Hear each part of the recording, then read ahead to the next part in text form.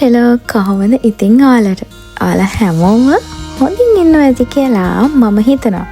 ඉතින් ඔන්න ගොඩ දවසකට පස්සේ අද මේ ටිකක් විශේෂ වීඩියෝ එකක් තමයි ඔයගොල්ලොත් එක්ක ෂෙයා කරගන්න හදන්නේ. ඉතින් මම හිතනවා ඔයාලා දැනටම දන්නවා ඉතින් මොකක් ගැනද මේ කියලා. ඉතින් ඔව් ඔයාලා හිතුවා හරි. ඉතින් අපි ඉස්සල්ලාම ලංකාවට ගිය අපේ ගමනේදී ලස්සන මතක ටිකක් තමයි ඔයගොල්ලොත් එක්ක මේ විදිහට ෂෙයා කරගන්න හිතුවේ. ඉතින් ඇත්තටම මේක මම YouTube අප්ලෝඩ් කරන්න ප්‍රධානම හේතුව තමයි කවදා හරි දවසක අපිට මේක ලස්සන මතකයක් විදිහට ඉතුරු වෙලා තියෙයි කියන විශ්වාසයත් එක්ක තමයි. ඉතින් මම හිතුවේ ගත්ත පොඩි ක්ලිප්ස් ටිකක් හරි එකතු කරලා මේ vlog එක හදලා YouTube අප්ලෝඩ් කරනවා කියලා. ඉතින් ඒ වගේම ලොකු ආසාවකින් හිටිය අම්මා තාත්තා බලන්න යන්නේ. ඉතින් ගොඩක් ට්‍රැවල් කරන්න අපි දෙන්නගේ අයිඩියා එකක් තිබුණේ නැතත් ඉතින් මට ලොකුටම ආසාව තිබ්බේ ගෙදර අයත් එක්ක ටිකක් නිදහසේ ඉන්න ටික කාලයක් ඉන්න. ඉතින් ඔන්න ඒ ගිය ගමනේදී ගත්ත පොඩි වීඩියෝස් ක්ලිප්ස් ටිකක් ඔයගොල්ලොත් එක්ක මේ විදිහට ෂෙයා කරගන්නවා. ඉතින් ආදරෙන් ආරාධනා කරනවා මේ වීඩියෝ එකේ අන්තිම වෙනකම් මාත් එක්ක එකතු වෙලා ඉන්න කියලා.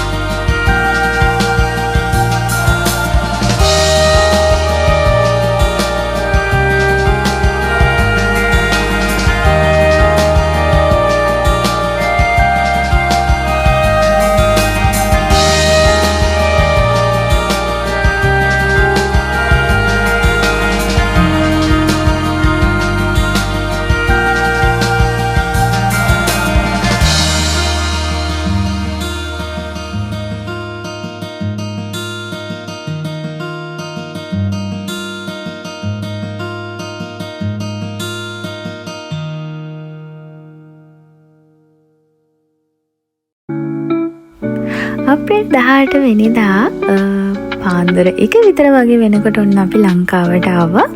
කෙලින්ම ගිය හස්බන්ඩ්ලගේ ගෙදර. ඉතින් රැ වුණ නිසා වීඩියෝස් මොකුත් අපි ගත්තේ නැහැ. ඊට පස්වදා ඔන්න වැස්සකුත් අරගෙනම අපි අපේ ගෙදර යන්න පිටත් වුණා. ඉතින් ඒ යන මගදී ගත්ත වීඩියෝ ක්ලිප්ස් ටිකක් ඔයගොල්ලන්ට මේ විදිහට ඇඩ් කරනවා වීඩියෝ එකට. ඉතින් ඊට පස්වදා තමයි ඔන්න අපේ ගමන පටන් ගත්තේ. මේ තමයි අපේ ගෙවල් ගාව තියෙන ලස්සන තැනක්. මේ වගේ ගොඩක් තැන් තියෙනවා. හැබැයි මේ එක තැනක් විතරයි. ඉතින් මම මෙතන කලිනුත් ඇවිල්ලා තියෙනවා. ඉතින් මෙතන හරිම ලස්සනයි. මෙතන වතුර චුට්ටක් සීතලයි. හැබැයි මාරම කාම් ප්ලේස් එකක්. ගොඩක් කට්ටිය එනවා. හැබැයි මේ දවස්වල නම් මම අපි ගියනකොටත් කට්ටිය ඇවිල්ලා හිටියා. එතෙන්ට යද්දී අරගෙන ගියා මෙන්න මේ රස කෑම එක. මේක ගැන නම් විස්තරයක් කරන්නම ඕනි ඔයගොල්ලොත් එක්ක. ඉතින් ඔයාලා දන්නවද දන්නේ නැහැ ලොවි. මේ කටු ලොවි නෙමෙයි, මේ ලොවි එක ඇඹුල්. මේ වගේ ලොකු ගහක් තියෙනවා අපේ මහ ගෙදර. ඉතින් බලාගෙනම ගියේ රස ලොවි අච්චාරුවක් කන්න කියලා. මේක හදන විදිහ ටිකක් විශේෂයි. ඉතින් පුංචි තමයි මේක මට හදලා දුන්නේ. ඉතින් හස්බන්ඩ් මාර මාසයි මේ ලොවි එකට. මේක හදන්නේ මේ ලොවි ගෙඩි අරගෙන හොඳට සෝදලා මිරිස් ගලේ තලනවා. තලලා ඒකට ලුණු චුට්ටකුත් දාලා කොච්චි කඩලකුත් දාලා ඒක හොඳට මිරිස් ගලේ අමර ගන්නවා. ඊට පස්සේ මේකට සීනි චුට්ටකුත් දාලා කන්න තමයි තියෙන්නේ. අම්මෝ මේකේ රස නම් කියලා වැඩක් නෑ. ඔන්න ඔයාලට ලොවි හොයාගන්න පුළුවන් නම් අනිවාර්යෙන් try කරන්න ඕනම රෙසිපි එකක් මේක. ඉතින් අනිවාර්යෙන් හදලා බලන්න. ඔයා මේකට ඇඩිට් වෙනවා sure. ඉතින් හදලා මටත් කියන්න කොහොමද රස කියලා. අපි ටිකක් වෙලා ඔය විදිහට ඉඳලා දැන් මේ තවත් ගමනක් යන්න තමයි මේ හදන්නේ. ඉතින් ඒ යන අතරමඟදී තමයි අපිට මෙන්න මේ ඇන්ටිව හම්බ වුණේ. ඉතින් මේ ඇන්ටි වෙරළු අච්චාරු කරනවා. ඉතින් අපිත් ගොඩක් දවසකින් වෙරළු අච්චාරු ගන්න. ඉතින් ආසාවෙන් අතර කරේ. ඇත්තට මේක හරිම රසයි. එයා හරිම මං කවදාවත් try කරලා නැහැ මේ රසට. විනාකිරි එහෙම දාලා අමුතුම රසකට ඒක හදලා තිබ්බේ ඇත්තටම. හරිම රසයි. ඉතින් ඒ ඇන්ටි කව තව සරුවත් එහෙමත් තිබ්බා. ඉතින් වීඩියෝ එක දිගටම බලාගෙන ඉන්නකෝ.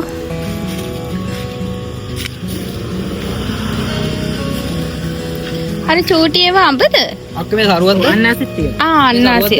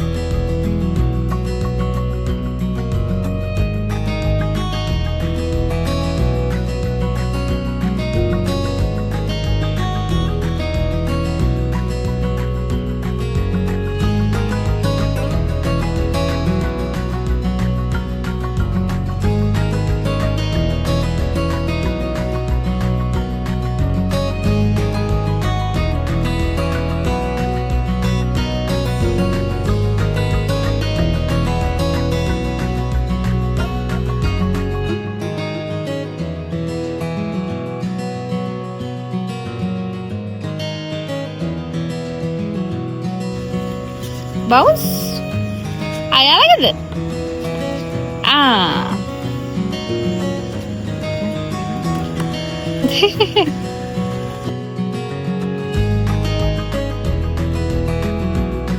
කොහොමද වෙරළු අච්චාරු එක රස පාටයිනේ. ඒක තමයි මම කිව්වේ ඒක හරිම රසයි. ඒක වෙනස්ම රසයක් තිබ්බේ. ඉතින් මේ අපි දැන් බලන්න අපු තැනට ඇවිල්ලා තමයි මේ ඉන්නේ. ඇත්තටම අපි ආවේ ඩෑම් එකක් බලන්න. මේක අපේ ගෙවල් පැත්තේ හදපු අලුතෙන් හදපු ඩෑම් එකක්. ඉතින් අපි ආවා ඒක බලන්න කියලා. ඉතින් බලාගෙන ඉන්නකො වීඩියෝ එක දිගටම. මේකේ අපි යනකොට ලොකුට වතුර තිබ්බේ නැහැ. ඉතින් මම හිතන්නේ දැන් මේ වෙනකොට නම් දැබැස්සත් එක්ක වතුර පිරෙලා ඇති. වීඩියෝ එක දිගටම බලාගෙන ඉන්න.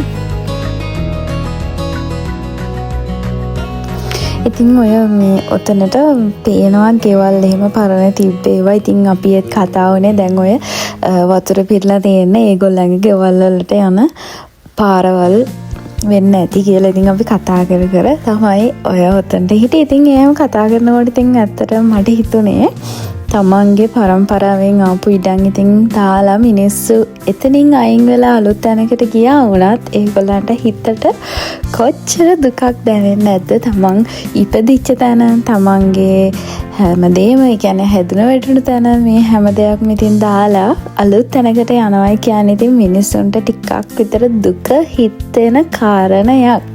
ඉතින් හුඟක්ම ඔය වගේ දේවල් වලදී මිනිස්සු හරිම සෙන්සිටිව්. ඉතින් මේ වගේ තැන්වලදී ඉතින් එහෙම දකින්නකොට පොඩි දුකක් එනවා. මොකද ඉතින් ගෙවල් තමන්ගේ පවුලේ හැම මතකයක් මේ ගෙවල් ඇතුළේ ඉතින් තියෙන. එතකොට ඒගොල්ලන්ට දුක හිතෙන්නේ නැති ඒ දේවල් දාලා අලුත් ගයක් හම්බුණා වුණත් ඒ වගේ තැනකට යනකොට. ඉතින් ඔකට හොඳම උදාහරණය තමයි මොරගහකන්ද ජලාශය හදන කාලේ ඔයා ගියා නම් ඔන්න මම කිව්ව කතාව ඔයාලට මතක් වෙනවා ඇති. ඉතින් අර ගෙවල් එහෙම දැන් ඒකේ වතුර පුරවලානේ තියෙන්නේ. ඉතින් දැන් ඒව සම්පූර්ණ වැහිලා යන තරම් වතුර. ඉතින් මං හිතනවා ඔයාට මේ කතාව වහම ඒක මතක් වෙන්න ඇති කියලා. ඔයා මොරගහකන්ද ගිය කෙනෙක් නම් මම දෙපාරක් ගිහින් තියෙනවා.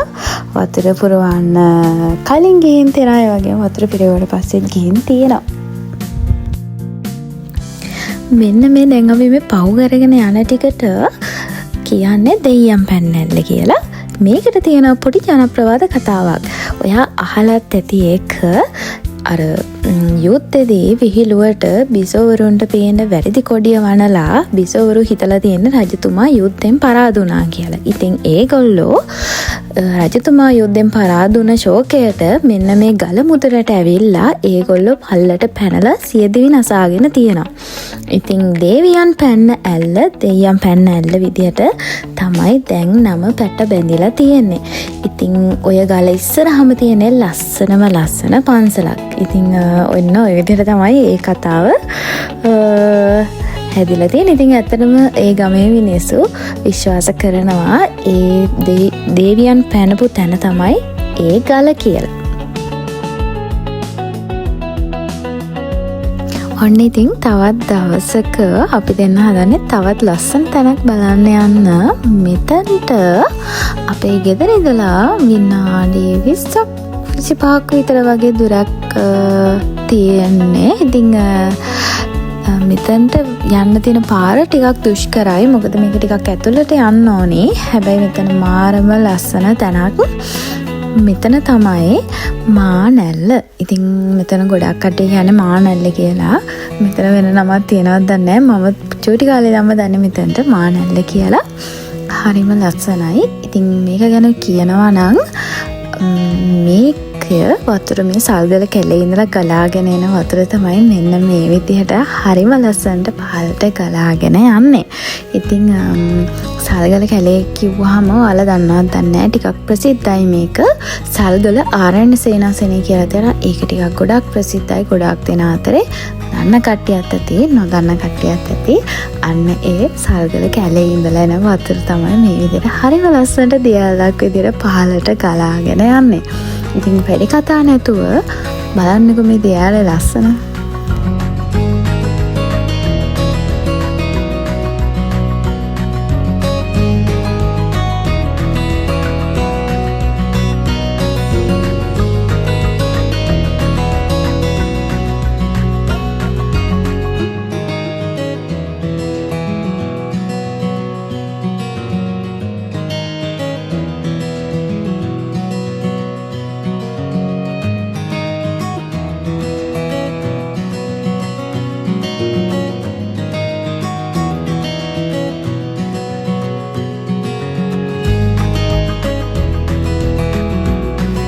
ඉතින් මේ හරිය නම් අපිට නාන්න බෑ. මේ හරිය ටිකක් බයයි. ඒ කියන්නේ ගිලෙනවා වැඩි මේ හරිය. අනුතරත් වෙලා තියෙනවා ඊට කලින්. ඉතින් මෙන්න මෙතනින් උඩට යන්න ඕනි. නාන්න පුළුවන් තැන්වලට. එතන මාරම ලස්සනයි. දැන් මම එතනට යන්න try කරත් වතුරත් එක්ක හින්දා මට එහා පැත්තට යන්න බැරුව ගියා.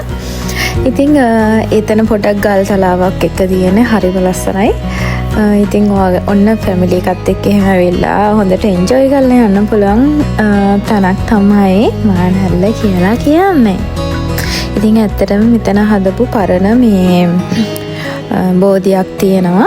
ඉතින් කට්ටිය ඇවිල්ලා එතනට පූජා කරනවා, එක දේවල් කරනවා. ඉතින් සහ ඉතින් දියැල්ල පල්ලටත් මෙන්න මේ විදිහට අපිට පල්ලෙහාට යන්න පුළුවන් බෝධිය ගාවෙන් බැහැලා. ඉතින් අනිත් කාරණේ කියන්න ඕනේ මේ වතුර අඩු කාලෙට උතන ওই ගල් තලාවෙන් එහා පැත්තේ අයිනටම යන්න පුළුවන්. දැන් නම් යන්න බෑ මොකද වතුර වැඩිනේ. ඉතින් උතන දෙහකට කැඩෙනවා මේ දියැල්ල. ওই ගල් තලාව දිගලා ආයෙ පල්ලෙහාට තවත් එකක් ලස්සනට මේ තව දියැලක් හැදෙනවා. ඉතින් ඒක බලන්න නම් වෙනම යන්න ඕනේ. ටිකක් දුර ගිහින් පල්ලෙහාටම යන්න ඕනේ. ඉතින් හරිම ලස්සනයි. ඒකත් කැප්චර් කරගන්න තිබ්බනම් හැබැයි ඉතින් අපිට එහෙම ලොකු ටයිම් එකක් තිබ්බේ නැති නිසා ඔයාලට පුළුවන් උපරිම විදිහට මම මේක රෙකෝඩ් කරලා මේ විදිහට අරගෙන එන්නේ.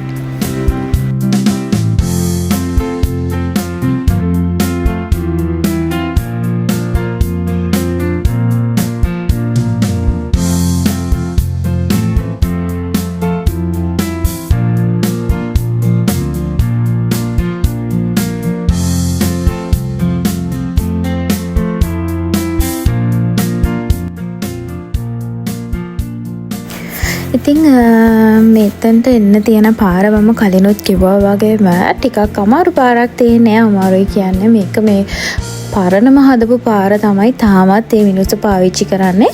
ඉතින් මෙතනට ගොඩාක් කට්ටිය එනවා මේ නිමාඩු දවස්වලට. එහෙම මුල් දවස්වල මෙතන එච්චර කට්ටිය දන්නේ නැති වුණත් දැන් ගොඩක් කට්ටිය මෙතන දන්නවා. ඉතින් හුඟක් වෙලාවලට නිමාඩුවට ට්‍රිප් යනකොට එහෙම ඉතින් ගොඩාක් සෙනගින්න වෙලාවල් තියෙනවා.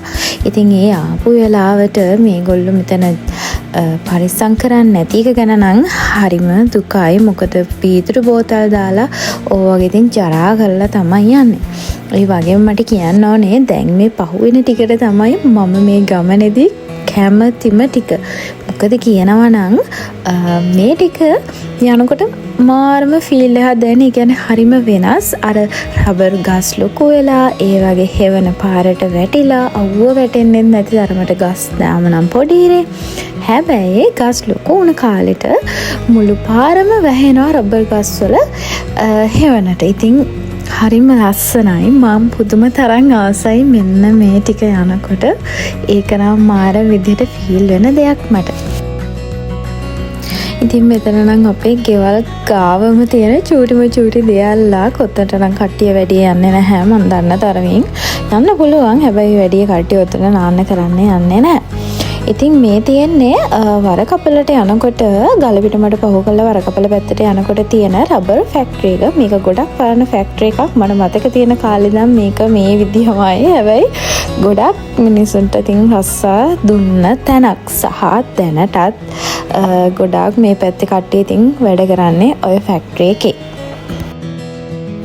ඉතින් ගෙවලුත් පහු කරගෙන වරකපල කිට්ටුවට මාව අපි දෙන්නා මෙන්න මෙතනටමයි. මේ ඇවිල්ලා වරකපල කිට්ටුව තියෙන හෙලබොජුන් එකක්. මෙතන තියෙන තැන නම් කියලා වැඩක් නැහැ. වෙලක් ඉස්සරහා තියෙන හරිම ලස්සන හෙලබොජුන් එකක්. ඉතින් මෙතන කෑමත් හොඳයි. ඉතින් අපි දෙන්න එතනින් ෆෘට් ජූස් දෙකක් ගත්තා සහ ආප්ප කෑවා. හැබැයි එතන තව තෝසේ වර්ග, එතකොට වඩේ වර්ග, එතකොට තව ඉන්දියාප්ප ඔය වගේ කෑම ගොඩක් තියෙනවා. ඉතින් යන අතරමඟදී මට තිබ්බ බඩ ඉරිඟු 12ක් නම් මෙන්න මේ විදිහට සංසිඳවා ගත්තා. සෑහෙන කාලෙක ඉඳන් ආසාවෙන් හිටියේ බඩ ඉරිඟු කන්න. ඉතින් ඔන්න ඔය විදිහට ඒ ආසාව සංසිඳවා ගත්තා. ඉතින් අපේ හස්බන්ඩ්ගේ අම්මයි තාත්තයි එයාලගේ ෆැමිලි එකේ කට්ටිය අපේ ගෙදර ආපු දවසක ගත්ත පොඩි වීඩියෝ ක්ලිප් එකක් මට හිතුණා මේකත් ඇඩ් කරත් හොඳයි කියලා අද vlog එකට. ඉතින් මේ ඉන්නේ අපේ ස්පෙෂල් ගෙස්ට් ෂෙලි. ඉතින් එයාවත් එක් කරගෙන තමයි අපේ ගෙදර එනකොට එන්නේ යාලා හැමදාම. මෙයාව ඉතින් අපි ගෙවල් ගාව තියෙන තවත් ලස්සන තැනකට එක් කරගෙන ආවා නාන්න කියලා. ඉතින් පේනවනේ පිස්සු හැදිලා ඉන්නේ යාට. ඉතින් ඇත්තටම අපි එතනින් ගියේ මේ එයාටම ඇති වෙලා ඉතින් ගොඩට එනකන් ඉඳලා තමයි අපි එතනින් යන්න පිටත් උනේ. ඉතින් අනිත් කාරණේ ඉතින් කියන්න ඕනේ මෙයාව මේ අල්ලගෙන ඉන්නේ. එයාට වද දෙන්න නෙමෙයි. මෙයා හරිම දඟයි. මෙයාව අතෑරියොත් එහෙම දුවනවා. ඉතින් ඉතින් අල්ලනවා බොරු. ඉතින් ඒ නිසා මේ අතාරින්න බයයි. යාට පුරුදු පළාතකුත් නෙවෙයි නිසා ඉතින් අනුසරක් වෙයි කියන බයට ඉතින් පස්සෙම හිටියා අපි. ඉතින් කොහොම හරි ওই විදිහට ඉතින් මෙදා මේ වීඩියෝස් ටික මම මේ විදිහට එන් කරන්න හිතුවා.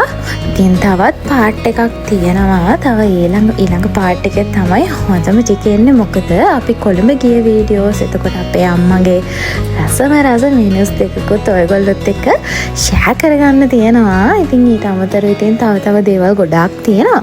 ඉතින් ආදරෙන් ආරාධනා කරනවා ඊළඟ පාර්ට් එකත් එක්කත් එකතු වෙලා ඉන්න කියලා. ඉතින් ගොඩාක් ස්තුතියි මෙච්චර දුර මාත් එක්ක මේ වීඩියෝ එකේ එකතු වෙලා හිටියට. ඉතින් ආදරෙන් ආරාධනා කරලා ඊළඟ එකත් බලන්න අනිවාර්යයෙන්ම මිස් නොකර.